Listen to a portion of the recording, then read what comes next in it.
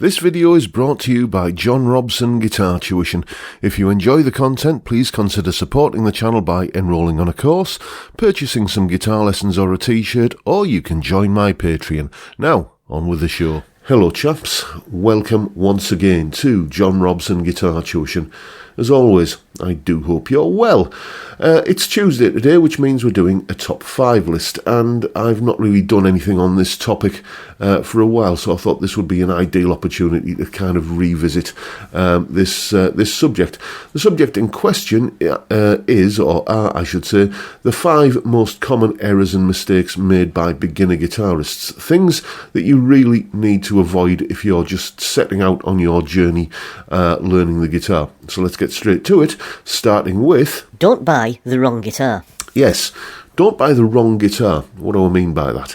Well, first of all, don't go out and buy the absolute cheapest guitar you can find. You can go to, in the UK, there's a shop called Argos where they will sell you a nylon-strung classical style guitar for about 40 quid. Yeah, you don't want to be buying one of those. They're little more than toys.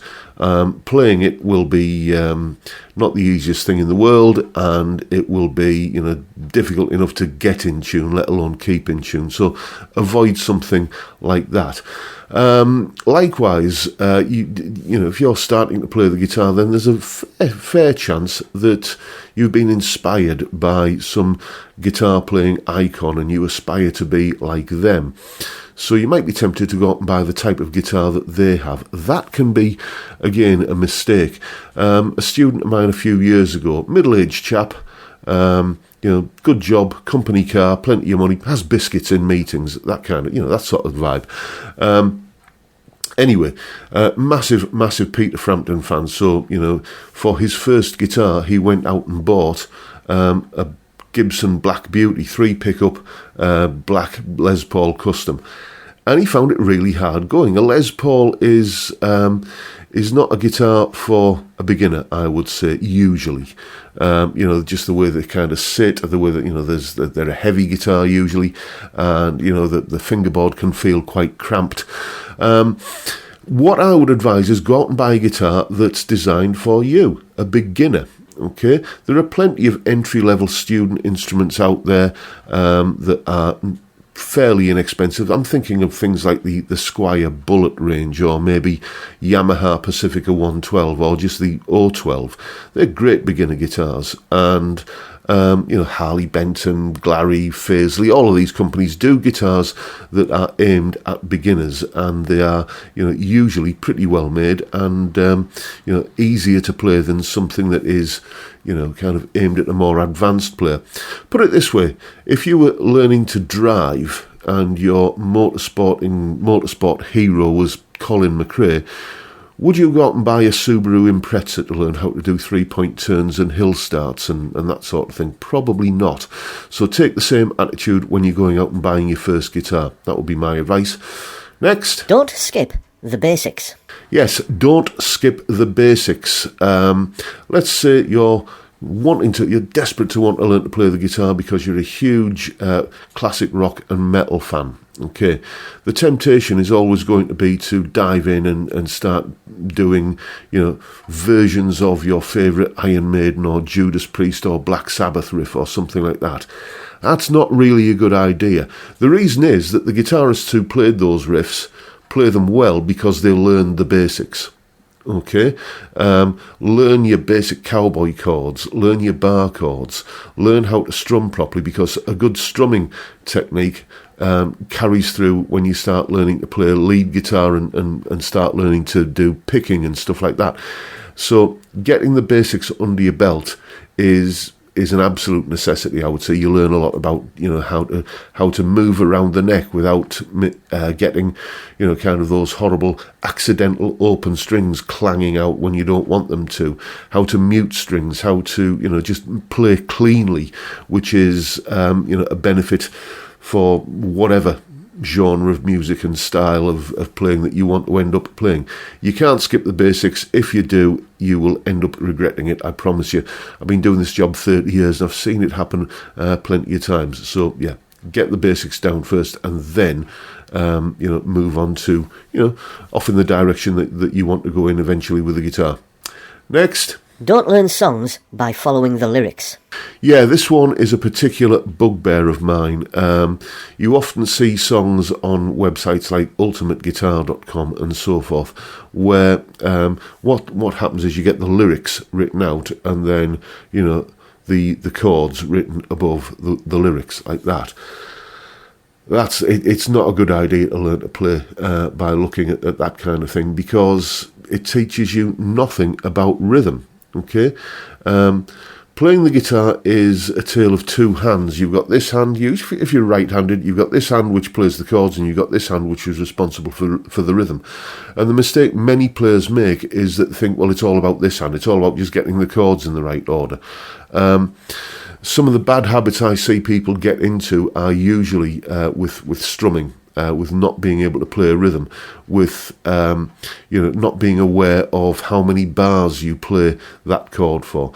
Those kind of songs that you see written out where it's just the chord changes written above the lyrics. What do you do in the instrumental sections of the song where there are no lyrics? How long do you keep that chord going for? What is the rhythm that you're supposed to be strumming? Another thing that you often see like this is you'll see a strumming pattern that goes down, down, up, up, down, down, up, up, down, like that. Rubbish, frankly. After you've done a downstroke, the first thing you must do before you do another downstroke is come back up again. So there's always an upstroke for every downstroke. What's at issue is whether or not you're actually hitting the strings on the way back up. So learning that fluent, continuous down-up motion, and then being able to just kind of mute strings and miss strokes and stuff like that. That's all kind of bundled in with what I was talking about in the last point, about not skipping the basics, because that is one of the basic techniques that you need. One thing that you should certainly do is pay as much attention to this hand's technique as you do to this hand's technique, and learning from those songs where it's just, as I say, the lyrics written out with the chord changes written above the top. That completely ignores what your strumming or picking hand is supposed to be doing. So don't learn that way. You'll live to regret it. Next. Don't rely on a tuner. Yeah, don't rely on a tuner. At the risk of sounding like, one of those four Yorkshiremen from the Monty Python sketch, when I were a lad, we didn't have tuners. I remember there used to be a programme on British TV called Tomorrow's World, which was all about these fantastic new inventions that were coming in the future, and of course by the 21st century we're all going to be living in colonies on the moon and wearing, kind of silver spacesuits and having a 3-course meal in the form of a pill. Didn't quite pan out like that, but one of the inventions I remember seeing on that show was an electronic instrument tuner. And this was going to put piano tuners out of business, for example, I seem to remember. And there were orchestras, like symphony orchestras, who were kind of running a fundraising campaign so they could save up to buy one of these newfangled electronic tuning devices. Nowadays, most people just use a free app on their phone. I mean, I use one. I use a tuner. I've got, where is it? A headstock tuner knocking around here somewhere. There it is. I use one. I've got an app on my phone. I've got a tuner pedal on my pedal board. But the thing is, I don't rely upon them. They're just there to use as a quick check. I learned to tune the guitar by having some kind of external reference, a pitch pipe, a little harmonica that you blew into, and it give you the note for your E string. And then you learn that the 5th fret on your E string is the note that you tune your A string to, and the 5th fret on the A string, once that's in tune, is the note you tune your D string to, and so on. That relative tuning method. Okay, what it does is, it does a few things that are very, very beneficial. First of all, it teaches you to tune up by ear. You learn to tune the guitar by listening, by being able to tell when something is or isn't in tune. When you get kind of further on into the game and you are learning to do string bends, for example, then being able to tell whether you're bending in tune or not is massively, massively helpful. It's essential, really. And I find that players who've started by just relying upon a tuner, I see some people who put the headstock tuner on and they're looking at it to see whether they're bending the note in tune. Well, use these. Okay, learn to use your ears, and learning to tune up by ear is, one of the fundamental things that will teach you to do that. The other thing, of course, is that if you know that the 5th fret on the E string is an A note, because that's the note you tune your A string to, then you're starting to learn about note locations on the neck. I've told this story many times, but my top E string on my first electric guitar, Woolworth's Top 20, was always snapping. So any notes that were on there, I was having to find on other strings until I could, kind of get the bus into town and get another string, which might have been in, a few days till I could wait till Saturday morning to get into town and get a new string. So, if I needed the note at the 3rd fret on that top E string, that string wasn't there anymore, I would know instinctively to go to the 8th fret on the B string to get that note. It teaches you where notes are on the guitar, and it might sound a bit sort of obvious, but if you are learning to play a musical instrument, then you're going to find it much easier and very advantageous to you if you know where the notes are on that musical instrument. It stands to reason for me. And, all of these beneficial aspects of learning to tune up the old-fashioned way, you will lose out on if all you ever do is look at one of these. So there you go. Don't rely on a tuner. Next. Never, ever give up. Yes, indeed. Probably the most important one. Don't give up. Playing the guitar is going to be harder than you think. If you've never played guitar before, you probably have this idea that because it is, an instrument that you see, some here today, gone tomorrow, fly-by-night pop star kind of appearing to play. It is often just the appearance of playing.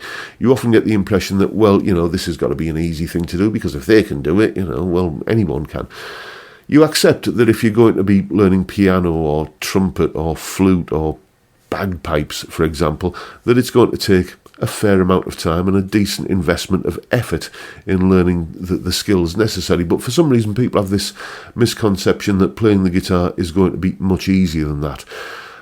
It isn't. It's going to take a lot of effort, and you're going to get sore finger ends, and you're going to find things that, my fingers just won't fit into that small space, or my fingers just won't reach that big stretch. They will. You just need to keep on practicing and making sure that you're not falling into bad habits that will kind of put barriers in your way.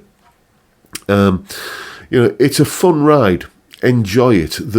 I remember the first time I got my first ever K steel-strung student acoustic with an action like a hard-boiled egg slicer, and I was able to hold down a D chord and strum it, and that was like, and then quickly, or not very quickly, but reasonably quickly get from that D chord to an A7, just the two-fingered A7, and I could play, I think it was By the Rivers of Babylon or something like that by Boney M, which was a big hit round about that time.